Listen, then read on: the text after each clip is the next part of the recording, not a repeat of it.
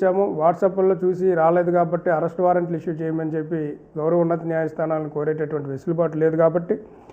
ఎవరైనా నోటీస్ ఇచ్చే సందర్భంలో ఖచ్చితంగా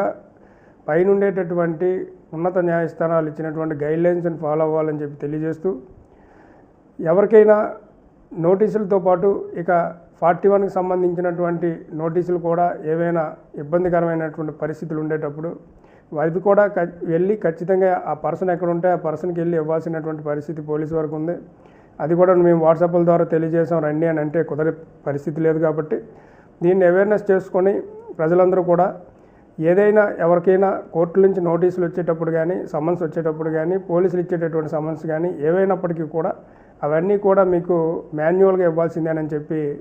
గౌరవ ఉన్నత న్యాయస్థానం చాలా స్పష్టమైనటువంటి వాటి యొక్క తీర్పులు కానివ్వండి, ఇతరేతర అడ్మినిస్ట్రేటివ్ సంబంధిత వివరాలు